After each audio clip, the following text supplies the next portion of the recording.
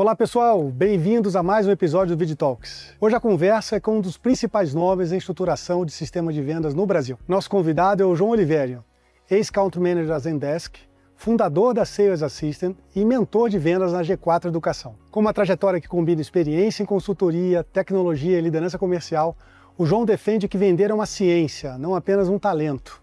E tem ajudado empresas a transformar intuição em método, dados e previsibilidade. Numa apresentação especialmente preparada para o nosso canal, ele vai falar sobre como se constrói um sistema de vendas sólido, como formar times de alta performance e quais são as competências que definem a arte de vender. Prepare-se para uma masterclass, pessoal. João, muito bem-vindo. Muito ansioso de ter você aqui e aprender contigo, cara. Obrigado mesmo, de verdade.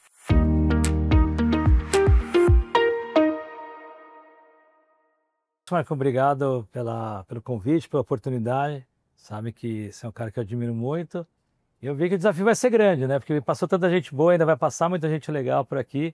Então, vamos ver o que espera por aí, né? Então, acho que teremos boas surpresas. É isso que eu penso. Excelente, João. Não tenho dúvida nenhuma, cara. Boa, irmão. Bom, quero que você comece se apresentando. Não sei se, tem uma turma que não te conhece e acho que ia ser legal você trazer um pouco das tuas credenciais, da tua jornada. Muito bom, muito bom. Sou o João Olivério, sou casado com a Paula, pai da Lara, de 9 anos. Hoje eu moro na maior cidade do mundo, você conhece? Conheço. É a maior cidade do mundo, cidade do exagero, cidade de Itu. Então eu fugi de São Paulo por conta da pandemia. Então, dentre tantas coisas ruins que aconteceram, óbvio que a gente não agradece por isso, mas ter mudado para o interior, ter uma vida maior qualidade, poder vir a São Paulo para me divertir, para faturar, como eu gosto de dizer, é muito mais prazeroso.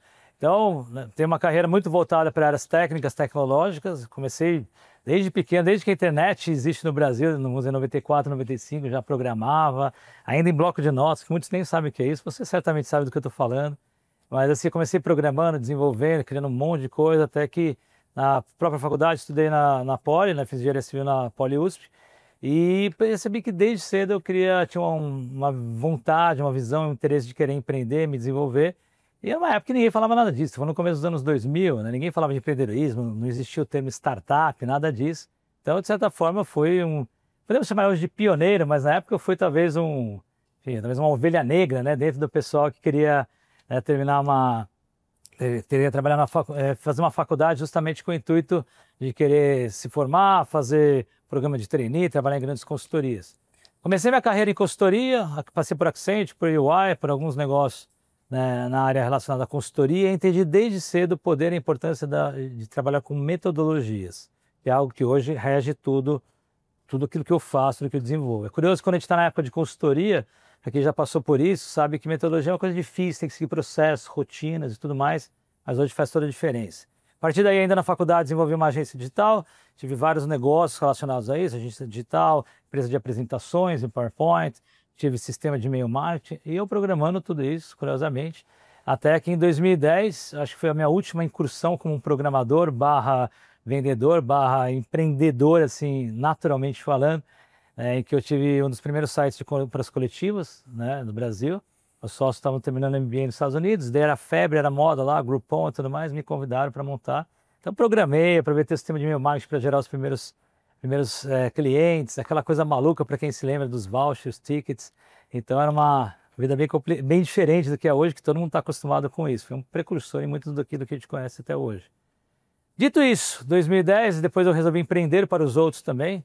Acho muito pela questão de trazer um pouco mais de sustentabilidade, um pouco mais do dia a dia. Ou seja, estava assim, ficando noivo, me casando, então a gente precisava encarar, sair daqueles altos e baixos que a gente costuma ver por aí.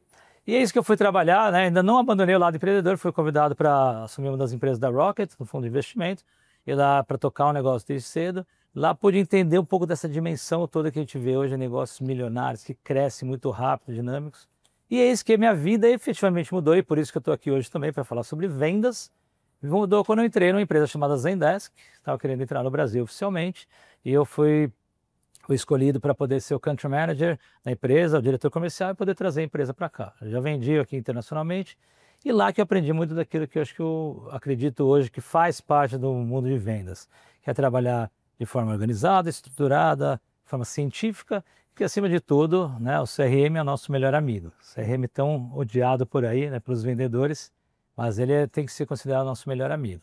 Passei por Zendesk, depois tive a oportunidade de passar pela pelo Indeed também, eu também fui Country Manager, CEO local, a maior site de empregos do mundo, então, enfim, dispensa apresentações de tamanho que essa empresa é, ainda maior do que a Zendesk. É uma referência, então pude poder colocar muito em prática daquilo que eu tinha vivenciado já no Zendesk. E mais recentemente, né, tive algumas outras iniciativas aí que eu desenvolvi no meio do caminho. E em 2019, que averiguando, vislumbrando o que eu iria fazer de próximos passos, até tinha vontade de assumir uma nova empresa, eu tinha 3 planos. Plano A, assumir como Country Manager novamente uma empresa internacional. Plano B, descobrir uma empresa gringa que eu pudesse trazer para cá, enfim, trabalhar, modelar. E o C era desenvolver aquilo que eu já estava fazendo de forma voluntária, programas de mentorias, né, em grandes aceleradoras, em vários programas por aí. E eu pensei, pô, será que eu poderia fazer um modelo parecido com esse? Basicamente aí nasceu a Sales as a System, que é a minha metodologia, em que eu estou toda semana, 1 hora e meia com cada cliente, horário marcado, bonitinho, certinho, falando sobre vendas. Seja empresas que estão nascendo, seja empresas que têm aí milhares de funcionários, faturam em bilhão e tal, todo tipo de empresa faço até hoje. Então o que eu tenho feito hoje Sales as a System, desde então, já mais de 500 clientes em 6 anos, todos os perfis de clientes que você pode imaginar. O que você quiser saber de bastidores de certos mercados, desculpa a minha falta de modéstia, mas acho que consigo falar de qualquer assunto aqui. Vamos falar e essa é a maior riqueza, acho que a maior riqueza que a gente vê quando a gente fala com um monte de cliente diferente. Eu também tenho atuado como conselheiro, investidor de várias empresas, startups também, estou em alguns conselhos hoje, empresas de todos os segmentos, todos os perfis também. Muitos já foram meus clientes também, ajudei a desenvolver e criar alguns conselhos também. Além disso, desde 2021, dando aula no G4. No G4 já conheci os meninos lá, os fundadores, o Thales, o Nardon especialmente. Conhecia desde a época de Rocket, né? Vi eles, segurei eles no colo, de certa forma, vamos dizer assim, porque eu sou um pouco mais velho do que eles. Mas eu vi eles crescendo, tendo aquela ascensão maravilhosa que eles tiveram na carreira deles. E depois desenvolvendo o G4, inclusive o G4 é um dos grandes cases que eu ajudei a desenvolver.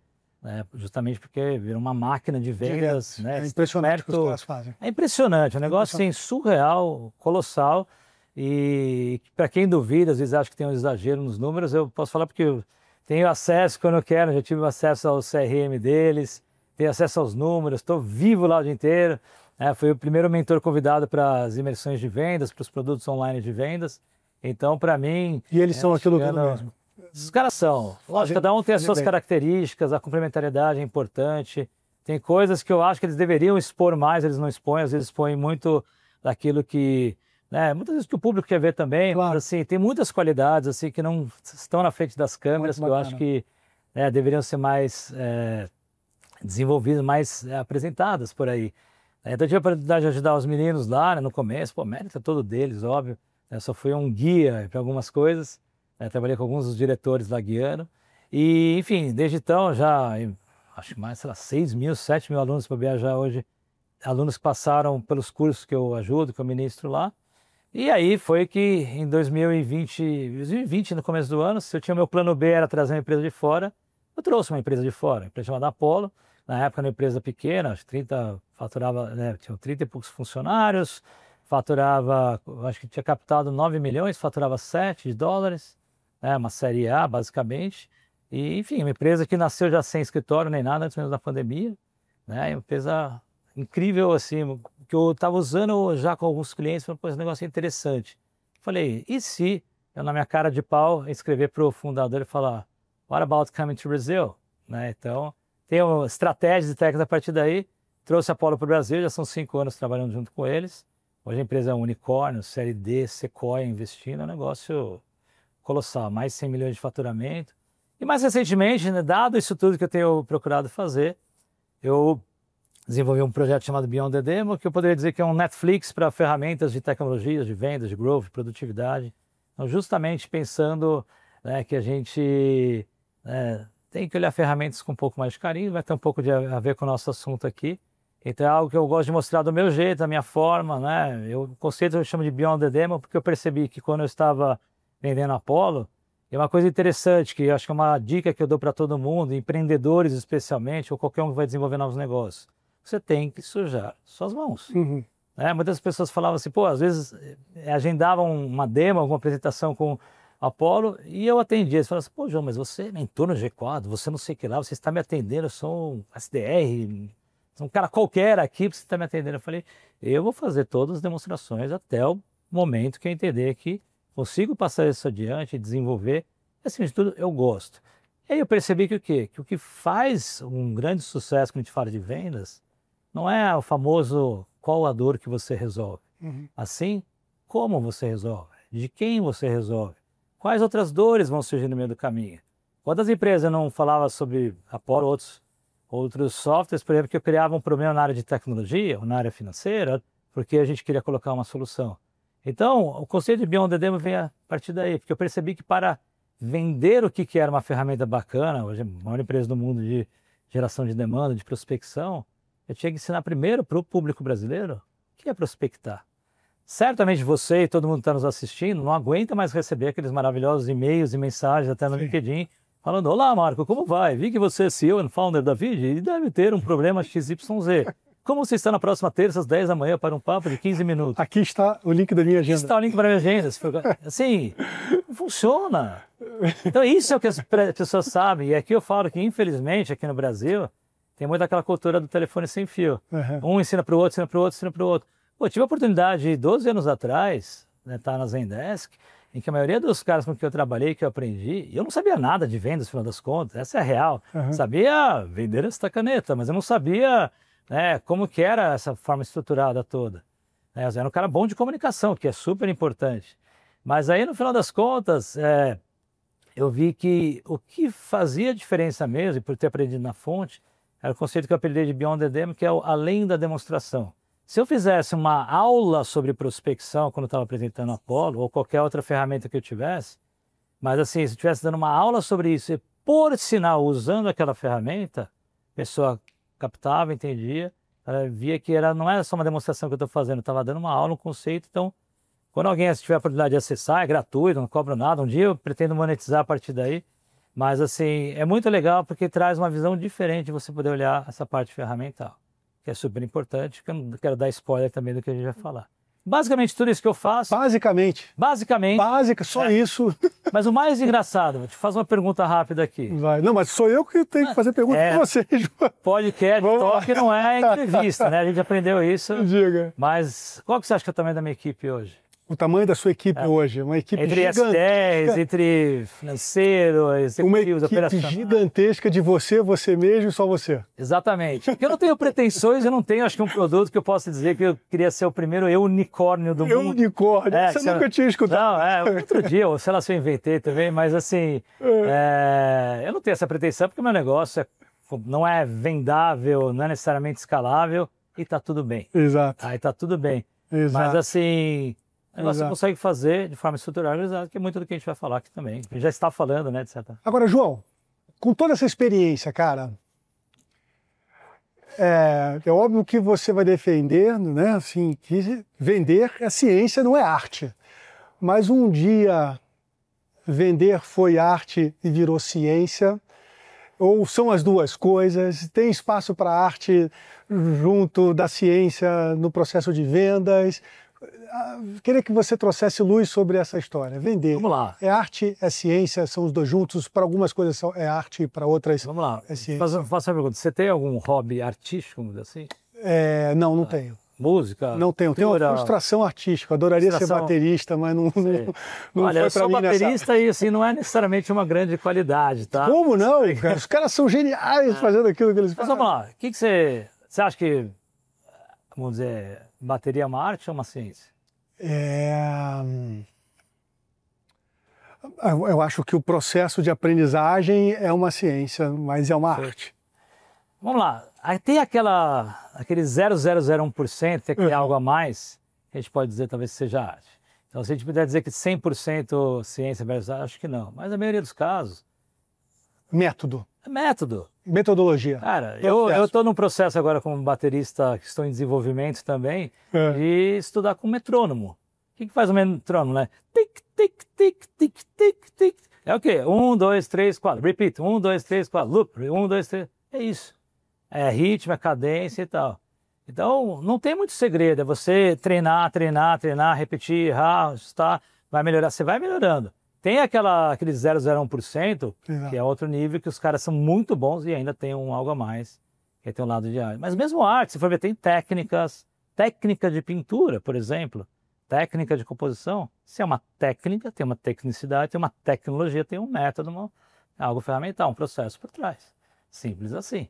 Né? Então, assim, tem um lado, se a gente puder dizer que nem tanto céu nem tanta terra, mas sim, existe aquela meia dúzia de caras, aquele 0001, que realmente tem algo a mais, mas assim, não mas existe, e aí uma pergunta que entra nesse contexto, assim, existe uma única técnica que sirva para todos os negócios ou cada negócio tem uma técnica diferente na tua experiência? Ou você consegue aplicar, tudo bem, Marco, 90% dos negócios existe um esqueleto, um framework que é o mesmo e, enfim, óbvio que tem as suas exceções, mas se você fizer isso aqui, você está fazendo aquilo que precisa ser feito do ponto de vista de trazer a ciência para a venda.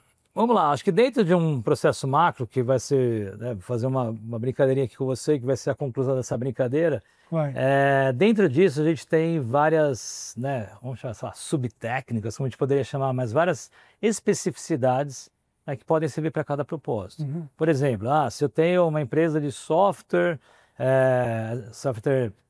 as a service, assinatura e tal, não sei o que lá, existem algumas peculiaridades que vão ser diferentes se eu tiver, por exemplo, uma venda mais consultiva, que eu tenho que passar por um processo longo, demorado. Vender uma Netflix, para as técnicas envolvidas, uma assinatura rápida, aquela coisa vou ter um mês para você testar, um monte de vai, tipo, cada um tem sua forma de trabalhar. Tem alguns negócios, e isso é uma coisa que eu falei que foi talvez mal traduzido do que a gente tem aqui no Brasil, as pessoas acharem que todas as prospecções precisam ser exatamente da forma que eu te falei. Por que eles fazem? Se eles fazem é porque funciona? Não. Talvez na cabeça das pessoas achar que, sei lá, de 1 em cada 100 pessoas vai responder falando algo positivo, tenho interesse. Você acha que isso é bom? Se for pensar, vamos pensar em mídia, em ads, publicidade. Antigamente, você ter X cliques a cada 1000 impressões era bacana. Hoje, você ter 0,0000 a cada 1000, você fala, acho que é aceitável, é legal. Mas a referência das pessoas é diferente. Quando você tem órgãos, por exemplo, na publicidade tem muito disso. Acho que foi o primeiro grande boom que a gente teve no Brasil, trunfo. Pegar pessoas da área publicitária e transformar para o lado digital, isso já há 30 anos mais ou menos, a gente conseguiu ter uma adequação que fizesse sentido. Mas na área de vendas, de software, ferramentas, cada um foi trazindo do seu jeito. Uhum. Não foram criados métodos ou criados indicadores que pudessem desenvolver isso. Então, cada um faz do seu jeito. Então, às vezes, a pessoa acha que receber uma resposta de 100 é um negócio bom. Eu tenho formas de fazer esse tipo de estratégia, eu recebo 20 respostas de 100. Várias estratégias, né? Então, assim, a gente pode até depois aprofundar algumas dicas, algumas sugestões, mas, assim, tem casos e casos. Mas existem alguns princípios que são os mesmos. E que princípios são esses, João? Por exemplo, já que a gente está falando... Mais alguns exemplos para Vou dar um exemplo. A pessoa que está do outro lado precisa entender que quem está enviando algo para ela, ela não pode perceber que é um robô e sim uma pessoa de verdade que está mandando. Eu consigo te dar... Vou dar um exemplo, né? Assim, curiosamente, assim, eu digo que se você quer, por exemplo, chegar a alguma pessoa importante, você imagina que é um CEO de uma empresa, um diretor, é a pessoa mais fácil para você conseguir fazer esse tipo de estratégia.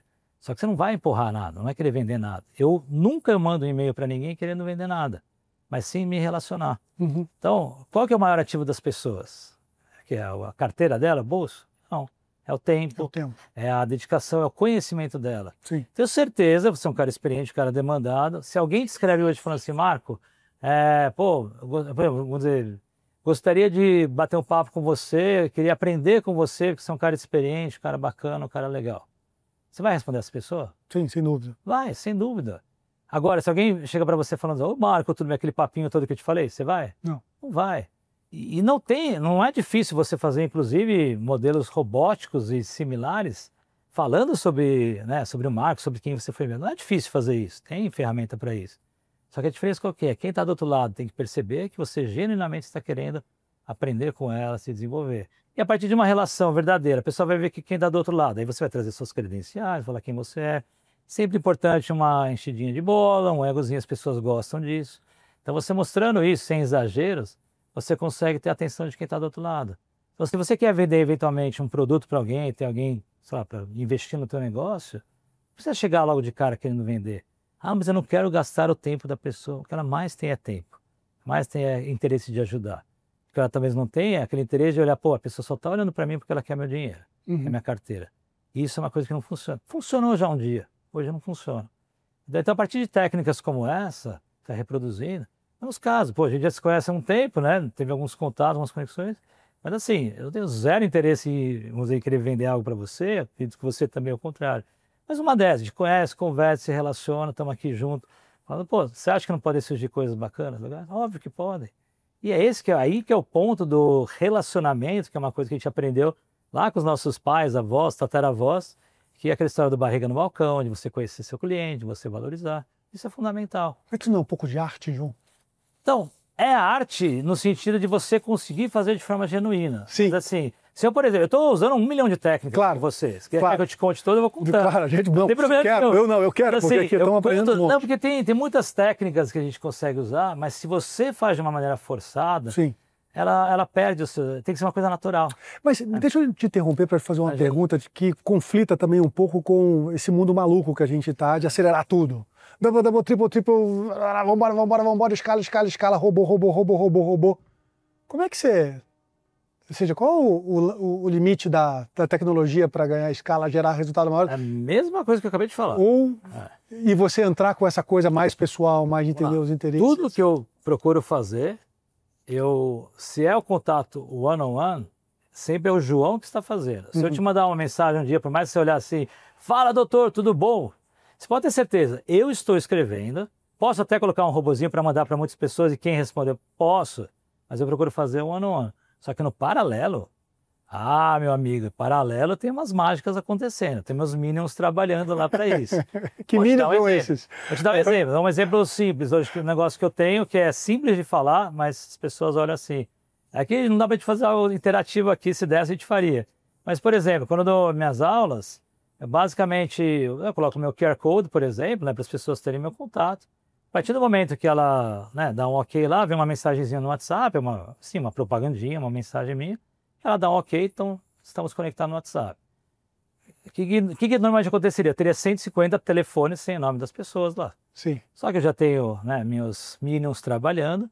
Aqui, a partir do telefone da pessoa, ele busca no Apollo ou em outras fontes que eu tenho, já busca nome, sobrenome, e-mail, LinkedIn, cor da cueca, da camiseta, dos shorts, nome da mãe, exagerando um pouquinho, mas os dados profissionais já busca tudo.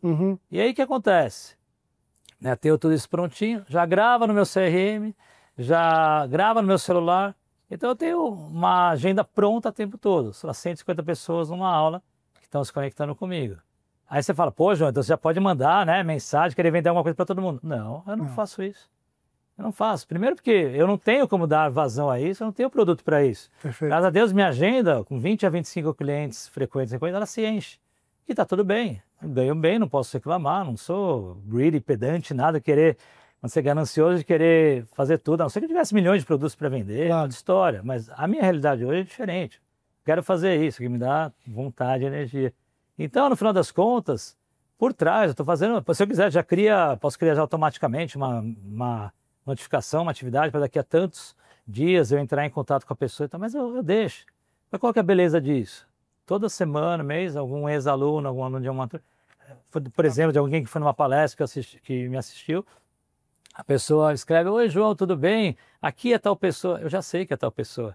Consigo antecipar. Às vezes ele fala, oi, eu fui teu aluno, tal. Eu já sei de que turma que foi, já tenho tudo rastreado, tudo bonitinho, sem precisar fazer nada. Entendeu? Hoje, com os AIs da vida, os Lovable, Base for Fort, estou jogando tudo para esse tipo de plataforma. É legal pra caramba. É muito bacana. Então, assim, o que acontece? Eu tenho a facilidade, vamos dizer assim, de desenvolver coisas que para eu poder, por isso que eu consigo trabalhar de certa forma também, mas sozinho. Claro. É uma coisa que eu decidi, que eu desenvolvi. Uma escolha. Então, mesmo que você tenha arte, se você conseguir traduzir isso em processo, em métodos, você consegue transformar algo que aparentemente é uma arte numa coisa real, verdadeira. Vou te dar um exemplo, né? Já deve ter ouvido falar de Dale Carnegie, certo? Como fazer amigos e influenciar pessoas. Sim. Foi escrito em 1937 esse livro, quase 100 anos depois, é um livro super atual. Eu uso uma porrada de técnica disso, e essas são técnicas de comunicação. Por exemplo, alguma que eu já usei aqui, por exemplo, com você, que é uma das que eu mais gosto. Faz com que o seu interlocutor pense que a ideia foi dele. Então Então, se você traz uma ideia, alguma coisa de algo que eu seria o especialista, né, você vai se sentir muito valorizado por isso. Você vai se valorizar. E nessa conversa, você vai gostar disso. Sem dúvida. Que mais? Você pode ter, por exemplo, sinta-se verdadeiramente interessado pela outra pessoa. Assim, se eu estou interessado no teu bolso, no que você faz, eu não estou interessado por você. Para saber que é a pessoa, o que ela faz, é uma coisa que eu faço genuinamente. Tem gente que vai fazer isso, não vai soar uma coisa verdadeira. Isso que eu falo, eu uso uma série de técnicas, mas se eu não tivesse aquele lampejinho a mais de interesse, que aí é a arte do que a gente está falando, Perfeito. talvez soaria uma coisa falsa. E tem muita gente que isso daí é falso. Pode ter certeza. Tá? E por fim, né, já que a gente está falando desse assunto, um dos maiores, vamos dizer assim, dos maiores ímãs, vamos dizer assim, de conexão, de relacionamento que faz parte de uma arte qualquer, sorria.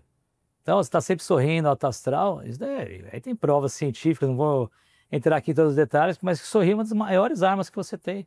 Então, eu estou sempre sorrindo, sempre procurando, sempre procura falar o nome da pessoa, que é uma coisa importante para isso. Vários detalhezinhos, são treinos, são práticas e tal. Se você não pratica, ou seja, repetição, repetição, repetição, não adianta nada. Por isso que também isso daí faz parte de uma ciência. Boa, João. Faz sentido? Total, uma verdadeira aula. É que você provocou aí falando de arte o tempo todo, eu falei, não, vamos tentar. Vamos lá. Agora, existe, João, diferenças entre vender no B2B e no B2C? Do ponto de vista do processo, do ponto de vista de técnicas, metodologias, ferramentas, como é que você vê essas diferenças de abordagens entre o B2B e o B2C? Porque geralmente o B2B tem uma cadência mais longa, enfim, você tem uma recorrência menor, enfim, são características, né, do negócio. Bom, às vezes também até mesmo alguns segmentos específicos de B2C. Como é que você enxerga do ponto de vista de metodologia, técnica de vendas, essas diferenças? Vamos lá, eu sempre costumo dizer que 70% a 80% de tudo que eu costumo olhar, abordar e eu vislumbro, né, os negócios que eu trabalho são exatamente iguais. Os 20%, 30% são específicos. Por exemplo, a tua empresa, a Vide, eu fosse, por exemplo, outros negócios, outras empresas que a gente vê por aí, B2B, B2C, vão seguir preceitos parecidos. Né, que tem até a ver com... Eu sei que você está fugindo da minha brincadeira aqui, mas eu não... Não, eu quero entrar nela. Eu quero entrar nela. A próxima pergunta você vai... Deixa no saco, mas assim, eu vou trazer para você um pouco do que eu acredito que 70% a 80% seria igual para todo mundo. Mas assim, no final das contas, eu vou dar a resposta daqui a pouco. Se a gente for pensar de uma forma mais macro, 70% a 80% é igual. Se a gente for pensar num lado mais específico, aí sim, né, esses 20% a 30% são o que diferenciaria a parte do B2C e parte do B2B. Né? Que eu vou dar a resposta daqui a pouco para você completa, porque senão a gente estraga, né, vai dar spoiler aqui. Mas basicamente é assim que eu acredito, tá? Então você consegue seguir e eu vou provar para você a partir dessa próxima pergunta que você vai me responder agora. Eu não deixei você fazer a sua apresentação até agora de tanta interação que a gente fez aqui. Não, fica tranquilo, fica tranquilo. Vai lá, João, o que você manda? Vamos lá, aqui, por exemplo, eu gosto de trazer essa brincadeira aqui, e vamos ver suas habilidades, já que você falou de arte, né?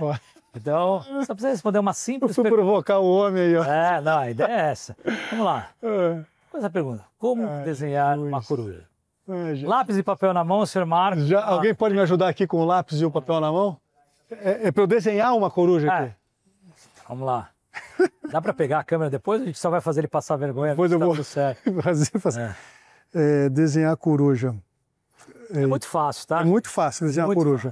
Ela tem uma cabeça aqui. Vai sair um gato, pelo que eu estou vendo aqui. Geralmente ela tem um corpo maior. A coruja é um gato o quê?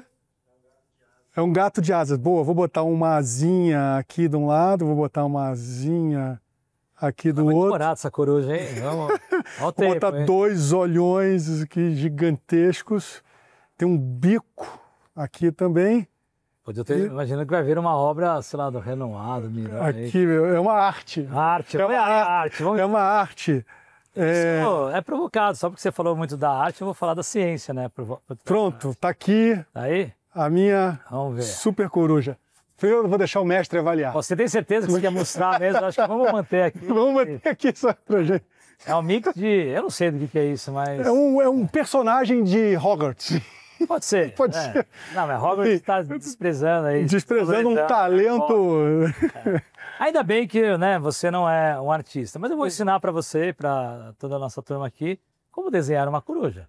É muito simples. Primeiro passo, Desenhei alguns Porra, círculos. aí, ó, comecei bem. Só não fiz o círculo. Lembra daquelas revistinhas que a gente tinha na época da Disney, né? Isso, que eles ensinavam a desenhar, Disney, exato. É isso. Então, como você faz? É muito simples, é apenas 2 passos. Primeiro, desenhe alguns círculos e segundo, desenhe a coruja. Simples assim. Faz sentido? Fácil. Foi Faz exatamente, exato. Concorda que é muito simples desenhar uma coruja? Ou não? Não, Não, eu concordo com você. não. Concordo, não é fácil você desenhar uma coruja. Aí eu faço uma pergunta para você, quando a gente fala sobre vendas, é fácil vender? Não. Depende. Se tiver processo, método Depende, tal, a resposta depende. depende. Mas é difícil. É difícil, porque muitas vezes, vamos pensar, se a gente está falando de alguém que está empreendendo, desenvolvendo um negócio, ou mesmo de uma empresa grande, que muitas vezes a empresa grande já tem muito aquela questão da imagem, da marca, né, de 200 anos que está vendendo, isso aí menos mal, menos difícil. Você acha que não tem oportunidade para vender mais? Óbvio que tem, Sim, em todo lugar tem. Sim. Empresa que está começando, muitas vezes não sabe o que é o ICP, que é o perfil do cliente ideal, não sabe muitas vezes qual o problema, a dor que você vai resolver. Sabe que o quê? A gente está acostumado, né, por viver muito nesse mundo de tecnologia também, às vezes, e ainda bem que está mudando essa cultura. Qual é a prioridade de uma empresa que estava nascendo, desenvolvendo? Captar investimentos. Se eu captar investimento, é sinal de que eu, né, estou provando para alguém que eu sou bom, que eu sou bacana e tal. É difícil captar investimento? Depende. Para quem segue um processinho, não é difícil. Mas qual que é o processinho? É muito simples. É só você, né, ser o melhor aluno do seu colégio, entrar na melhor faculdade do Brasil, depois ir para Harvard, MBA internacional, Então, lá você ser magna cum laude, aquela coisa. É fácil. É que nem dizer uma coruja. É chegar até lá. Então, esses caras conseguem, eles seguem uma série de filtros e uma série de processos para isso. Então, são poucos que se destacam. Agora, isso daí é uma garantia de sucesso? Não é. E esse é um dos outros problemas que a gente vê, foram mal traduzidos do Brasil. Muito bom esse teu ponto Certo? de vista. Porque existe uma indústria que faz parecer com que as coisas sejam fáceis. E elas não são. Não são. São para quem, de novo? Quem tem todos esses pré-requisitos. Quem cumpre. E olhe lá. Exato. E olhe lá. E ainda assim muitos não conseguem se desenvolver. O que a gente aprende com nossos pais, avós e tios sobre vendas? Regra número 1, compra por 1, vende por 2. Segunda regra, barriga no balcão, conheça seu cliente. Terceiro, vender é a coisa mais importante que você tem. Você tem que fazer. Então, se você seguir esses 3 preceitos, nossos pais, avós falam isso, não é a gente que está reinventando a roda. Então, assim, quando eu falo para as pessoas assim, qual é o seu objetivo que você quer? Ninguém fala em vendas. Qual a prioridade, qual a coisa mais importante que você tem para vender? Quem fala sobre isso? Vendas não é um assunto sexy. Eu tenho certeza, vocês estudam em bons colégios, faculdade, tudo mais assim. Você acha que você ia sair de lá querendo ser um vendedor? Seus amigos querem dizer, qual que é a sensação que a gente tem? É uma coisa cultural, é uma coisa depreciativa. Hoje está mudando, hoje tem um lado bacana, legal. E eu acho que para mim, uma das coisas mais importantes de ter começado a dar aula, especialmente no G4, que consegue abranger o Brasil inteiro, às vezes até fora, eu pude começar a ver que a realidade, né, fora da nossa bolhazinha aqui, vamos dizer assim, é completamente diferente. Lá, vamos dizer, a gente teve a oportunidade, imagino você também, de ter estudado, convivido com muitos herdeiros. Legal. A coisa mais legal que eu comecei a perceber, né, convivendo com o público do Brasil inteiro, é que eu não comecei a conhecer poucos herdeiros, mas sim sucessores. O melhor, eles querem ser melhores do que os pais dele. Lógico, receber tudo de mão beijada, bacana, legal, mas assim, não quer mais do que isso? Não quer? Vamos tentar ser melhor do que nossos pais, nossos avós. Então, aquela história, não é, do avô... Pai pobre, avô rico, pai nobre, pai, pobre, filho pobre. Isso aí não é o que eu tenho visto mais. E essa beleza que a gente vê quando a gente está, né, conhecendo um pouco mais sobre o Brasil, até às vezes sem sair aqui de São Paulo. Então é muito o que eu comecei a perceber, que, no final das contas, não tem erro. Você tem que focar o quê? Prioridade número 1, vendas. Número 2, venda. Número 3, venda. Número 4, aí você pode falar de produto, atendimento e tal, desde que sejam voltados a vendas. Depois de a enésima, vamos dizer assim, posição, você tem outras iniciativas. Não é difícil você pensar dessa maneira. Os negócios não vão ser sustentáveis. Eu cansei de ver, até de investir, desenvolver negócio, que eu vi os caras falar, eu quero faturar tanto, é o meu valuation de tanto. Só que eu falei, como você vai vender? A famosa que dor você vai resolver já não importa. É como você vai resolver, como você vai vender isso daí. Você vê, eu tive que fazer em 3 anos, né, mais ativo, tive que fazer mais de 350 demonstrações para todos os perfis de pessoas profissionais. O meu horário eu já ganhava bem, né, não posso reclamar na parte de mentoria, mas eu estava dedicando a isso, porque eu falei, cara, eu vou aprender, vou desenvolver. E aí, enfim, criei métodos que me faziam justificar também que minhas taxas de conversão sempre foram muito mais altas. Uhum.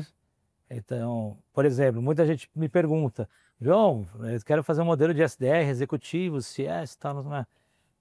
Será que você precisa de tudo isso? Precisa, exato. Será que precisa? Hoje minha agenda é aberta, qualquer pessoa consegue agendar. A gente está falando de podcast virou um canal de geração de oportunidades muito legal para mim. Uhum. As pessoas vão lá, olham, né, quem eu sou, olham, né, acessam o site, redes e tal, vem minha agenda aberta, agenda comigo. Qual a maior surpresa que eles têm? Nossa, João, estava esperando um executivo e não você direto comigo. Não quer dizer que eu sou importante? Falei, todo mundo é importante. Se fosse alguém que quisesse só aprender, às vezes, alguma coisa, ou interagir, fosse alguém importante, poderia ser um negócio. Por que eu faço isso? Porque eu sou bonzinho, legal? Também, eu sou um cara que gosta de conhecer gente, eu acho bacana, mas o mais importante que eu percebi é assim, se eu coloco muitas entraves, muitas barreiras, muitas cercas, o que vai acontecer? As taxas de conversão vão diminuir. Se eu consigo resolver toda a conversa minha que eu faço, já saio com a proposta. Detalhe, minha proposta é a mesma há 6 anos. Meu modelo é o mesmo há 6 anos. Mudou o quê? Só o valor que eu vou aplicar, que hoje é um valor padrão que eu faço para qualquer um. E às vezes eu tenho minhas variantes de acordo com cada perfil, tamanho, para viabilizar negócio. Posso te falar assim, sem arrogância nem nada, mas que hoje tudo que eu faço eu busco trabalhar de onde eu quiser, a hora que eu quiser, e especialmente com quem eu quiser. A melhor coisa do mundo é você poder dizer que você tem clientes que você aceitou trabalhar com eles, que eles te aceitam e você aceita eles também. Poder recusar clientes da forma, não é pedância, não é nada. Mas assim, eu vi que a coisa mais valiosa que a gente tem é o nosso tempo, o nosso bom humor, nossa vontade de querer fazer acontecer as coisas. Então hoje eu prefiro ter um negócio desse do que ter que ficar aceitando um monte de gente, um monte de coisa, um monte de negócio. Graças a Deus eu estou com uma organizaçãozinha bem estruturada. Boa. Certo? Mas não responde como a gente faz para desenhar uma coruja. Faz sentido isso que a gente está falando? Sem dúvida. Não, mas faz sentido a gente fazer esse tipo de processo ou não? Obviamente que não. Daqui para cá, você não sai assim. Não sai assim? Não sai, não. E por que a gente acha que quando a gente fala de vendas vai sair assim? O que você acha que, por exemplo, quando eu falo, me venda esta caneta, vamos lá, aquela baboseira toda que a gente costuma ver por aí. É importante a comunicação? Óbvio que é. Mas você acha que é só isso que vai resolver? Não é. Para você vender, você tem que fazer todo um processo, todo um beabá, toda uma, vamos dizer assim, um desenvolvimento. Não é simplesmente achar que você fazer 2 passos e resolveu.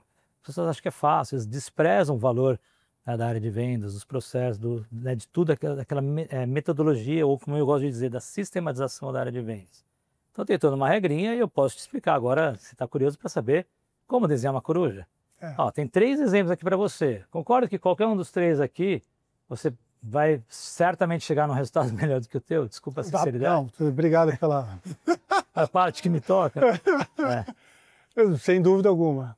Então, a gente aprendeu nas histórias em quadrinhos, era um método legal, não é difícil fazer isso. Não. É um processo. Então, por que a gente precisa reduzir a 2 passos? A gente tem 6, 7 passos ou até mais para poder fazer isso. Perfeito. É só entender que cada passo é no seu momento. Se eu, por exemplo, eu sei que se eu vou eventualmente num evento, vou conhecer um monte de gente e tal, preciso já ser desesperado metralhando o cartão? Não precisa. Eu vou ter, de repente, conhecer 10, 20 pessoas num evento. Vão ter aquelas que eu vou me dar melhor, outras que eu não vou necessariamente me dar melhor. Algumas que eu vou conseguir passar um pouco daquilo que eu gostaria. Eu tenho minhas técnicazinhas do que eu quero entrar numa conversa. Eu consigo direcionar uma conversa para aquilo que eu quero falar. Se eu quero, por exemplo, fazer um gancho, por exemplo, com um esporte que eu gosto, que eu sei que a pessoa do outro lado gosta, porque eu já tinha essa informação, eu posso fazer esse ganchozinho, consigo chegar até lá. Ou qualquer coisa do tipo. Isso tudo é um processo. Tem o lado artístico, que a gente outra vez o lado do ator, vamos dizer assim, que é conseguir traduzir isso sem parecer que é uma coisa que não seja genuíno. Mas uma vez que você coloca isso como algo genuíno, algo verdadeiro, isso facilita bastante. Quantas vezes você recebe uma ligação de alguém, não, João, é muito importante, queria saber se você está precisando. Não, você está querendo vender alguma coisa para mim. Não precisa ser tão maquiado, tão fake assim, sabe? Uma conversa natural, sabe? E vamos que funciona bem. Então, basicamente, de certa forma, ou você segue um processo, uma coisa, ou ainda hoje a gente tem uma vantagem, que se for ver, que não adianta a gente querer acelerar as coisas, não adianta a gente querer ficar, enfim, passando por cima de tudo. E essa daqui é uma frase que eu gosto, que acreditam ao Abraham Lincoln, que se você tem apenas 10 horas para derrubar 9, gaste 9 afiando o machado. Então isso é uma coisa que para mim é uma das minhas regrinhas assim de ouro. Eu gosto de dar quando eu falo sobre processo, sobre toda a parte estrutural. Quando a gente fala de venda, seja um produto que vai desenvolver, seja uma área que você vai desenvolver, especialmente para vendas também. Então toda a preparação é muito importante, é muito fundamental. Falei, eu procuro sempre, a qualquer papo que eu vou, qualquer conexão que eu vou, sempre procuro estar preparado, mas o suficiente para que eu consiga despertar, às vezes, uma boa risada de alguém do outro lado, eu consiga gerar um rapport, alguma coisa, sem parecer uma coisa, às vezes, jocosa, uma coisa, vamos dizer assim, solta, assim, ao léu, né? E aí, que eu gosto também de falar, ou você faz exatamente isso, né, conseguindo um processo adequadamente, ou, eu diria, ou você usa as ferramentas certas. Mas aqui, ó, aqui é exemplo real, né? Desenha uma coruja como se fosse feita a lápis por um grande artista. Hoje em dia, isso é possível a gente fazer. Todo mundo que conhece ChatGPT, conhece ferramentas de inteligência artificial, a gente consegue fazer muitas coisas que antes a gente não conseguia, sabendo o quê? Qual o prompt que a gente vai usar. Essa é uma das grandes vantagens. Todo mundo fala, você tem um monte de ferramenta legal, bacana, mas qual que é o mais importante? Saber como você vai pedir isso daí. Como você vai desenvolver? Para as proporções, se as ferramentas que a gente tem são pessoas, ou são outras, vamos dizer, ferramentas que não sejam IA, também tem que saber como você vai pedir, como você vai desenvolver. Não vai cair tudo do céu, sabe? Então, eu gosto de sempre dizer que, quando a gente está falando sobre vendas, que eu falei 70%, 80% igual para todo mundo, é um mix, é um tripézinho, né? A gente sabe o que acontece quando uma das pernas, né, cai, tripé, negócio ruim. É o quê? É vamos dizer, uma divisão, talvez até em partes iguais, de pessoas, que eu posso atribuir a parte de comunicação, a parte de postura e tudo mais, seguido de processo, que é aquilo que a gente aqui no Brasil não é muito fã de seguir, arrisca, e o terceiro, que é ferramentas. Tá? Isso aqui não é invenção minha, não é nenhuma rocket science isso aqui, mas eu sigo isso aqui muito à risca. Tudo que eu faço, pessoas, processos, ferramentas. Falei, vou para um evento, hoje eu tenho 2 eventos que é à noite, agora 2 jantares e tal. Já tenho mapeado quem são as pessoas que eu quero conhecer, quem estarão lá. Eu tenho um processo de como eu vou chegar nessas pessoas por lá. Curiosamente, eu vi que tem uns outros caras que são tão espertos, até mais do que eu. Tem um deles que já se conectou, um cara conhecido até, um cara bacana. Genuinamente ele se conectou e falou, pô, João, vi que você vai estar no jantar hoje à noite. Legal, você está confirmado? Estarei lá e tal. Bacana, já gerou uma conexão. Sabe, ele está seguindo um processinho dele. Ele quer já antecipar e antever e conhecer. E a parte de ferramentas, saber usar as ferramentas certas para isso. Não adianta, sei lá, se ele quisesse me ligar, né? Ô, João, vi teu telefone aqui, deixa eu te ligar. Não, não faz sentido. Mas ele entrou pelo LinkedIn, foi gentil, bacana. Então tá legal, eu vi que era ele mesmo, não era um robô. Se era um robô, ele fez bem feito, porque eu caí. Mas assim, mas tá tudo bem. Não tem problema nenhum, porque ele tá fazendo essa mescla aqui de pessoas, processos, ferramentas. É alguma rocket science? Não. A gente acha o quê? Vamos lá, quantas vezes você não vê pessoas perguntando assim, João, eu tenho esse desafio direto. Estamos chegando ao final do ano que vem, eu preciso triplicar meu faturamento. Tenho hoje 20 pessoas, estou querendo aumentar para 60. Você conhece algum headhunter que poderia me ajudar? Fala, peraí, você quer triplicar seu faturamento? Então você acha que triplicar você vai aumentar em pessoas e vai resolver? Não vai resolver. Eu diria que tranquilamente capaz de ele ter que contratar muito menos gente, talvez nem contratar ou até não ter tantas pessoas para isso, se ele usar processo, ferramentas. Quando a gente não chega numa produtividade extrema, vamos dizer assim, na de máxima, não adianta, a gente não vai... Não adianta a gente contratar mais pessoas se elas estão improdutivas, trabalhando corretamente, não tem as ferramentas certas. Então, esse equilíbrio todo ele é fundamental, que a gente está falando. E não é grandes novidades aqui também, não. João, a gente está caminhando para o final. Eu tenho 2 perguntas para a gente finalizar. A primeira pergunta... Eu tenho mais uma também depois para você. Mas vamos lá. Tá bom, vamos lá. Não, vamos pode... Eu tenho 2 perguntas. A primeira pergunta é qual você diria que são as 3 principais habilidades que você entende as pessoas precisam ter no processo de vendas? Vamos lá, eu vou... Gestores, os vou aproveitar para responder isso com uma pergunta. Que é a pergunta que eu ia fazer, uma das perguntas que eu ia fazer para você. Se você fosse um gestor de vendas, você sendo um gestor de vendas, porque você, CEO da sua empresa, você tem que ter essa característica. Qual o principal objetivo que um gestor de vendas tem que ter? Se você pudesse... Vender. Vender, faz sentido. Vender. Vamos pensar que venda é a consequência. Ah, resultado, lucro, é a consequência do que você vai fazer. Uhum. Como que uma palavra você consegue ramificar para todo o resto que você consegue? Eu gosto da palavra de relacionamento, de criar relações, ou seja, eu acho que é o que isso que gera, enfim, essa... Você fala tudo isso que dentro você da falou. gestão da própria empresa, você fala relação com potenciais Não, clientes? você perguntou sobre qual é o principal objetivo de um gestor de vendas, né? Independente se é B2B, B2C ou o que quer que seja. Criar uma conexão, bom, depois de vender, né, criar essa conexão, enfim, esse relacionamento para manter aquele cliente ali dentro, enfim, satisfeito, gerar novas vendas, ter indicações, não sei, é uma coisa de manter o cara dentro do ecossistema, porque, enfim, na minha experiência, você manter alguém dentro do ecossistema é muito mais barato do que você ter que capturar novas pessoas. Então, eu diria para você que depois da venda é montar garantir que ele esteja, enfim, funcionando dentro da companhia. Tá, Errei muito? Não tem certo e errado. Não tem nada de certo e errado. Cada um tem, eu gosto de fazer essa brincadeira, cada um tem uma palavra que procura seguir. Né? Eu tenho a minha, que você já vai ver qual é, mas assim, e a partir dela eu consigo ramificar todo o resto. Tá tudo dentro disso daí. A minha palavra qual que é? Que esse gráfico representa.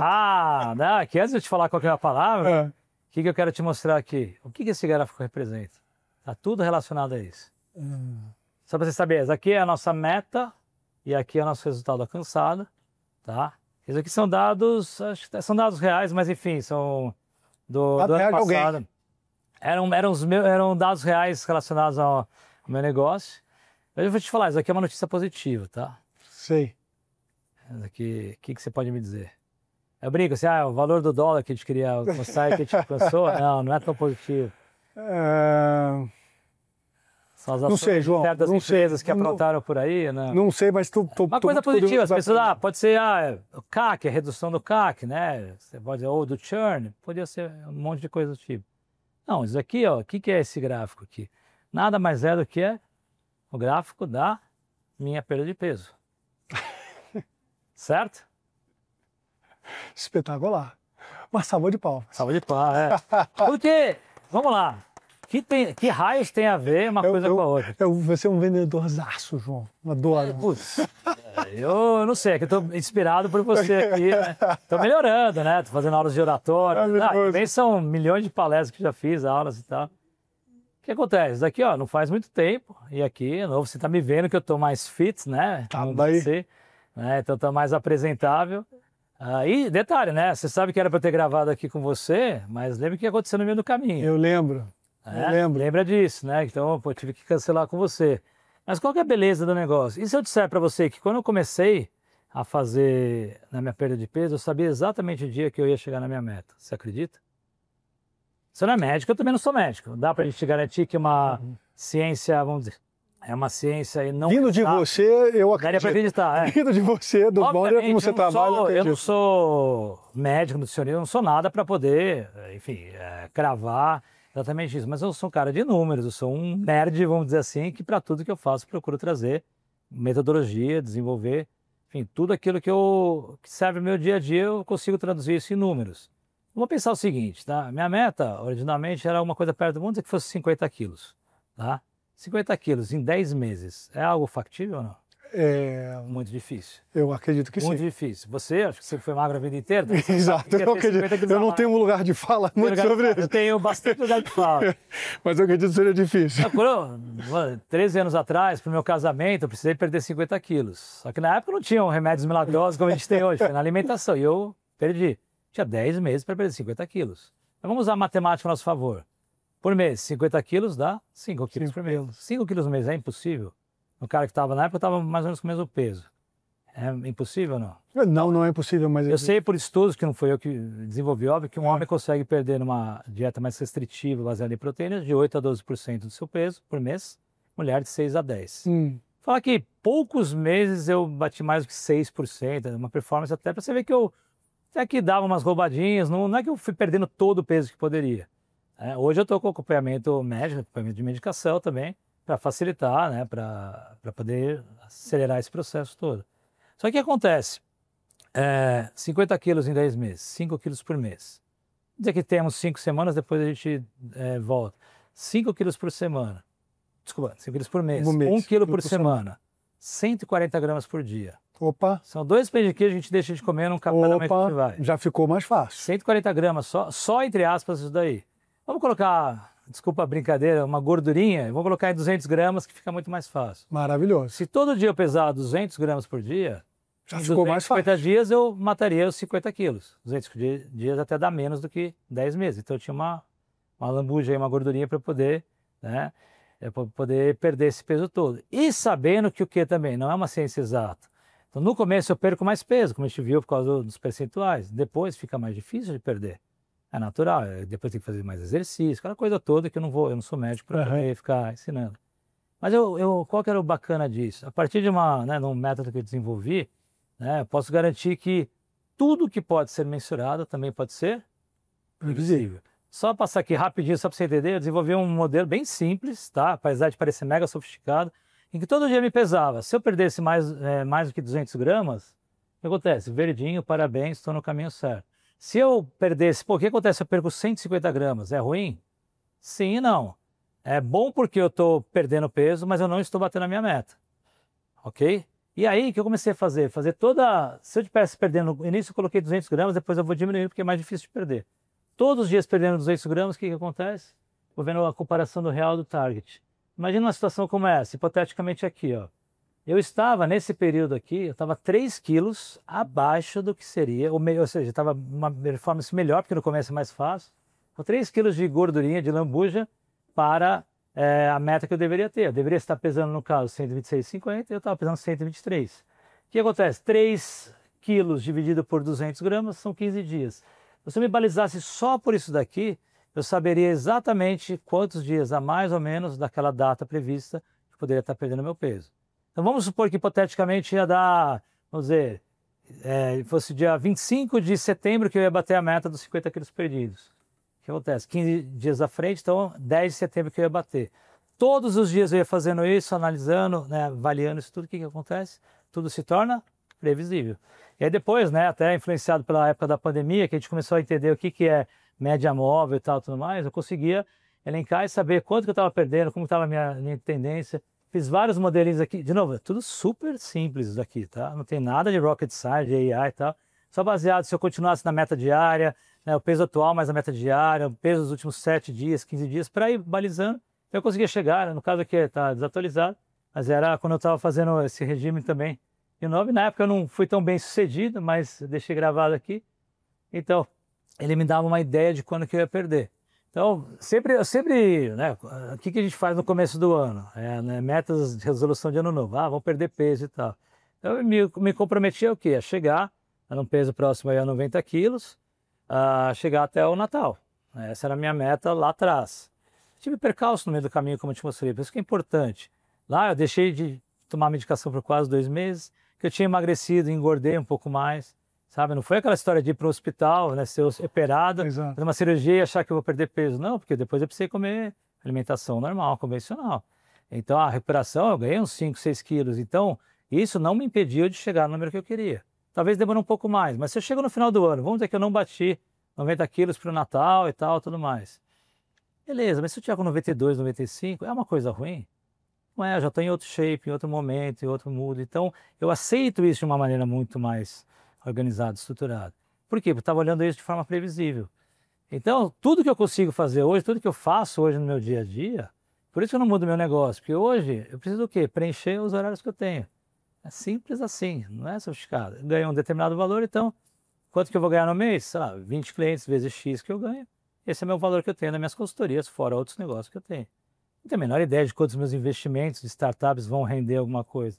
Aquilo lá se der certo, deu. Se não der, tá ok. Mas aqui é onde eu tenho a minha garantia, a minha segurança. Eu começo todos os meses praticamente sabendo quanto que eu vou ganhar naquele mês.